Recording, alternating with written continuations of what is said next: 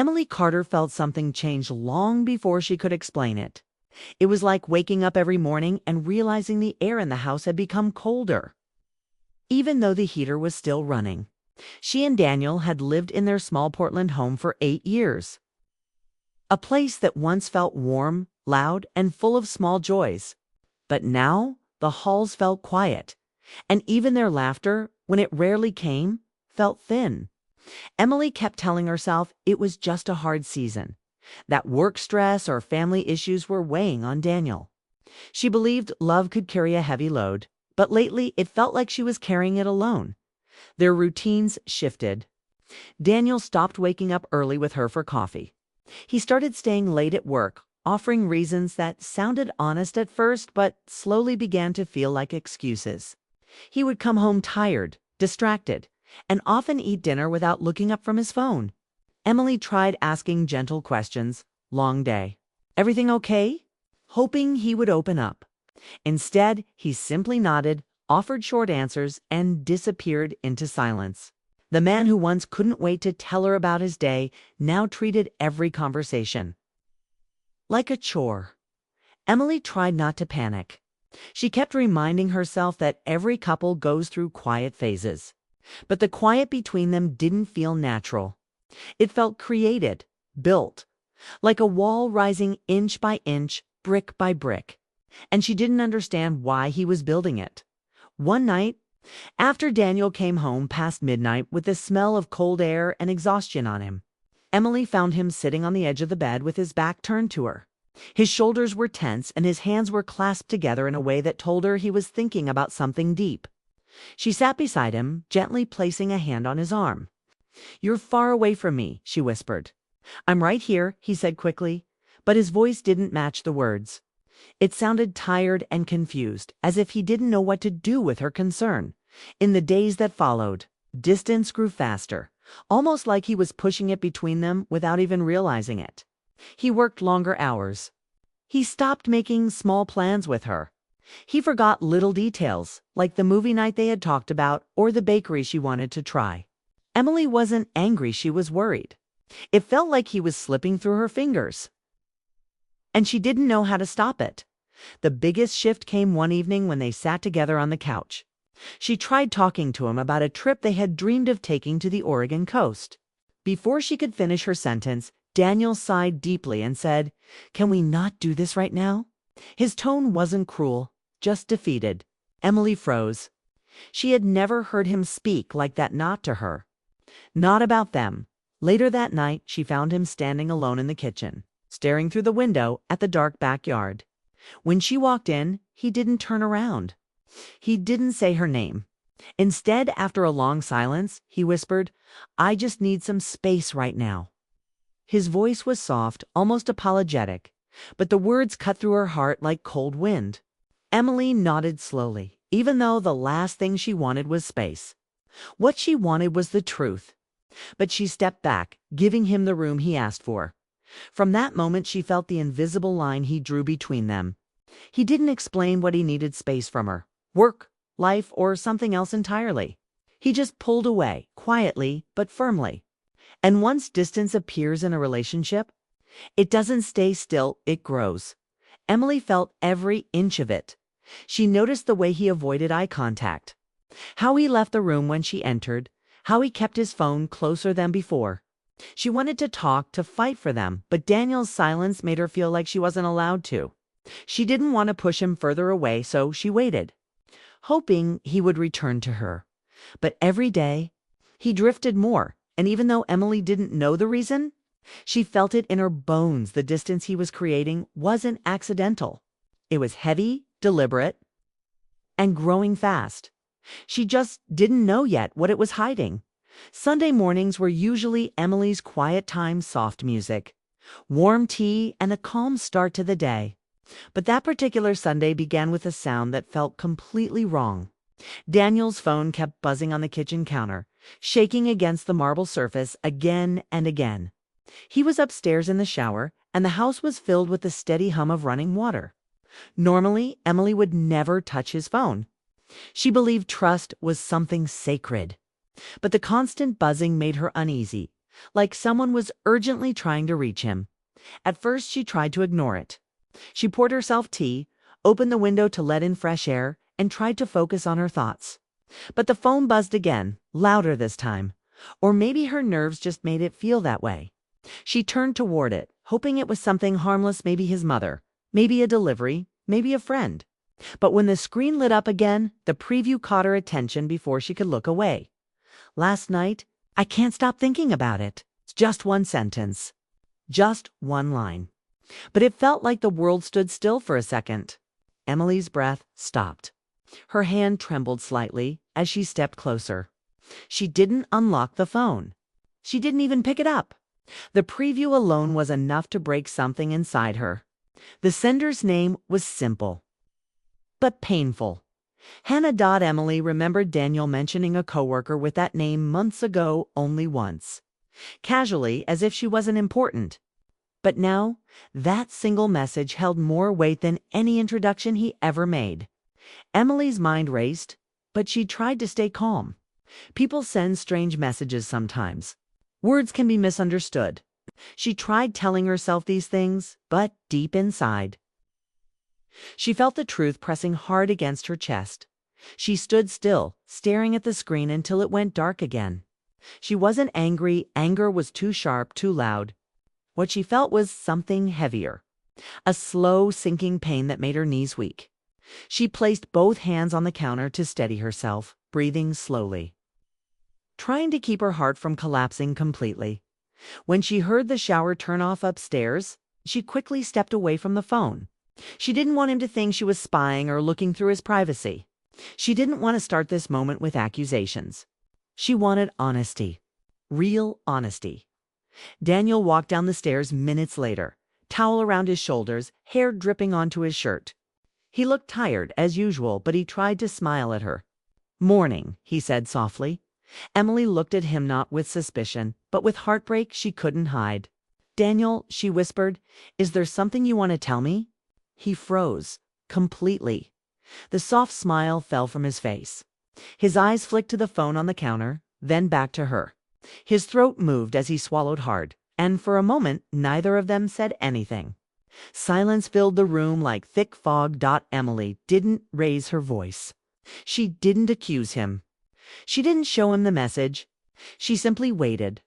Her eyes told him she already knew something was wrong, even if she didn't know the details. Daniel took a slow breath and said, "Emily, it's complicated." That was the first crack. The confirmation she had been fearing. Her stomach tightened, but she remained still. "Complicated how?" she asked gently. Daniel looked at the floor. "I didn't want to hurt you," he said. His voice shook slightly. "I've been dealing with things. I should have talked to you. I just didn't." Emily felt her heart squeeze painfully. She didn't need him to finish the sentence. She already knew the shape of the truth. Something emotional had formed elsewhere. Something he didn't mean to start but hadn't stopped either. She stepped closer, her voice barely above a whisper. "Who is she?" Daniel didn't answer. He didn't need to. The silence between them spoke louder than anything else. Emily's eyes filled. As she blinked, the tears back. Not now, not yet. She wanted facts, not emotions. She wanted to understand how they got here, how the man who once held her heart so gently had let someone else hold a piece of it. The phone buzzed again, and Daniel flinched. This time, he didn't reach for it. He knew what she knew. And Emily, standing there with her heart quietly breaking, understood one painful truth with complete clarity. The distance he had been creating wasn't caused by stress. It was built to hide someone else. And now, the truth was finally stepping out of the shadows. The tension in the house became unbearable. Emily didn't sleep well for days, and when she did, her dreams were heavy with shadows of Daniel and someone else. She tried to continue her life as usual, keeping the house tidy, making breakfast, going to work. But every small sound reminded her of the growing emptiness between them. Daniel avoided her gaze. He moved around her like he was afraid of breaking her, maybe afraid of being found out. Emily tried to act normal, but every glance at him made her stomach twist. She could feel the weight of the secret pressing down, heavy and sharp, and she knew that sooner or later it would spill out. Finally, one evening, Daniel sat on the edge of the couch, his elbows on his knees, hands shaking slightly. Emily stood by the window, watching him, her heart beating faster with each quiet moment. She could no longer bear the silence, and yet she felt a strange calm. She had prepared herself for the truth, even if she wasn't ready for the pain. "Daniel," she said softly, walking closer, "I need you to tell me everything. No hiding." He didn't answer immediately. He looked down at the floor, took a deep breath, and then whispered, almost like a prayer, "Emily, I made a mistake." His voice was small, fragile, heavy with guilt. Emily's heart tightened, but she didn't speak. She just waited, letting the silence stretch, letting him gather courage. Daniel's hands clenched together. I didn't mean for it to happen. I never wanted to hurt you, but I got close to someone else. Her name is Hannah." His voice cracked and he finally lifted his eyes to hers, filled with shame and desperation. Emily felt a wave of emotions crash over her: sadness, anger, confusion, betrayal, but she didn't let them spill out. She kept her voice calm, soft. "Tell me everything," she said. He hesitated, then spoke quickly, as if rushing would make it less real. "It started months ago. Work was stressful, and we spent long hours together. She listened when I felt frustrated, laughed at my jokes, understood things I couldn't even explain to you. At first I thought it was just friendship, but it became more. I never wanted it to go this far, but I didn't stop it. I should have told you, Emily. I should have come to you first." Emily sat down slowly across from him, feeling the weight of his words press on her chest. She didn't interrupt. She didn't cry. She just listened. Every word confirmed her worst fears, yet she stayed composed. She needed to understand, not react. She wanted the truth before her heart could take a turn it couldn't undo. Daniel's voice shook as he continued. "I know I've built a wall between us, and I can't take it back. I see now how much I hurt you, and I hate myself for it." Emily's mind flashed with memories of their life together, laughter, quiet mornings, and shared dreams. She realized just how fragile those moments had become, slipping through their fingers like water. But she also realized something else. She still loved him, even while her heart ached. Love didn't disappear instantly, even with betrayal. Finally, Emily spoke, her voice gentle but firm. "Daniel, you should have come to me. You should have told me when this started. But hiding it, distancing yourself, pretending everything was fine, that's what broke us the most." Daniel lowered his head, silent, accepting her words. The room was heavy, the air thick with regret and unspoken sorrow. Emily stood slowly, walking toward the window. She needed space, clarity. She turned her back to him and whispered, "I don't know if we can fix this. I don't know if the distance can ever disappear. But I know one thing. I need to breathe. I need to decide if I can forgive and if we can rebuild." Daniel followed her with his eyes, desperate, afraid, yet full of hope. "Please, Emily, I'll do anything to make this right," he said softly, his voice cracking again. She didn't answer immediately. She needed to feel the truth inside her to weigh her heart against her reason. Standing there, looking at the fading light outside, Emily felt a strange mixture of pain and clarity. She realized that the distance he had created wasn't just physically was emotional. It had left scars that words alone couldn't erase. Finally, she turned to him, her eyes steady. "I love you, Daniel. But love doesn't mean I have to let someone else's choices define my life. You need to understand that. I need to understand that too." Daniel nodded slowly, tears in his eyes, the weight of guilt and regret clear on his face. Emily didn't know what the future held. But she understood something important. Honesty could hurt, but it could also begin to heal. And tonight, their truth, however painful, is finally out in the open. The days after Daniel's confession were some of the hardest Emily had ever faced. The house felt heavier without him, even when he was there. They moved around each other carefully, neither knowing what to say or how to act. Daniel tried to apologize constantly, sending messages, leaving notes, and calling from work. But Emily didn't answer at first. She needed space. She needed to breathe and think. Every morning she woke up with a heavy heart, staring at the empty side of the bed and trying to remember the love that had once felt so easy. It was still there, faint and tender, but it was wrapped in layers of pain and disappointment. Emily decided to leave the house for a few days and stay with her sister Mia, just outside Vancouver, Washington. The fresh air and green trails helped her clear her head. She spent hours walking in the forest, watching sunlight fall through the leaves, and listening to birds that didn't care about human problems. She replayed every moment in her mind, Daniel's messages, his confession, the distance he had created, and the way he looked at her afterward, full of guilt and pleading. She realized that love could still exist even when trust was broken, but love alone was not always enough. She had to decide if she could forgive, if she could rebuild, or if some things once broken could never be the same. During those quiet walks, Emily spoke with Mia about everything.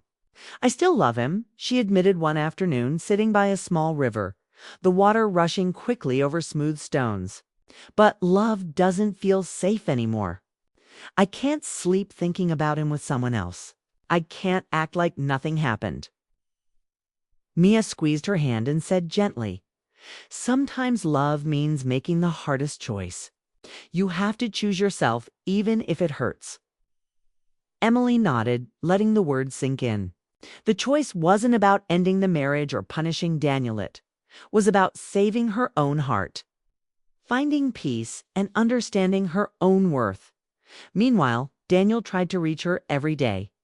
Each message was full of apologies, promises, and fear. He wrote about his regret, how he wished he could undo his actions, and how he would spend his life proving himself if she gave him a chance. But Emily didn't reply immediately. She needed to feel calm before she could respond. She knew forgiveness wasn't instant. Healing wasn't instant. Trust had to be earned back, piece by piece. When Emily finally returned home, she felt nervous but ready. She walked into the living room and saw Daniel standing in the doorway. His eyes were red, his hands slightly shaking, and he looked smaller than usual. Not because he was physically small, but because the weight of regret had settled on his shoulders. "Emily," he whispered, his voice low and pleading, "I'll spend my whole life making this right if you let me." She looked at him calmly, feeling both love and caution. "I don't know if we can rebuild what we had," Emily said softly. Her voice was steady, even though her heart still fluttered. "I know I love you, but I also know that love alone doesn't erase what happened. I need to protect my heart." Daniel nodded slowly, tears filling his eyes. He understood that she was speaking not from anger, but from clarity. Emily took a deep breath and added, "Sometimes the hardest choice is the one that saves at least one of us. I need to step back to save myself. Maybe one day we can find a new path, but for now I have to leave this space for both of us to grow." Daniel's hands dropped to his sides. He realized she wasn't walking away because she stopped loving him. She was walking away because she loved herself enough to protect her heart. It hurt more than any punishment he could imagine. But deep down, he understood. Love wasn't always about being together. Sometimes love meant giving space, even when it hurt. Emily packed a small bag, gave him a final glance, and whispered, "I hope someday we can remember what we had without the pain. I hope you find peace too, Daniel." With that, she walked out of the house, each step steady, firm, and full of purpose. She didn't feel broken. She felt strong. She felt alive. She realized that the distance Daniel had created between them had hurt her deeply. But the distance she chose for herself was saving her. As she walked down the quiet street, the wind brushing her face and the sun setting softly behind the trees, Emily felt something she hadn't felt in weeks: relief. She could breathe again. She could think again. And for the first time since the betrayal, she smiled, not because everything was perfect, but because she had chosen herself. The future was uncertain, but her heart was safe. That made all the difference. The distance Daniel had created had nearly destroyed them. The distance Emily chose had saved at least one of them.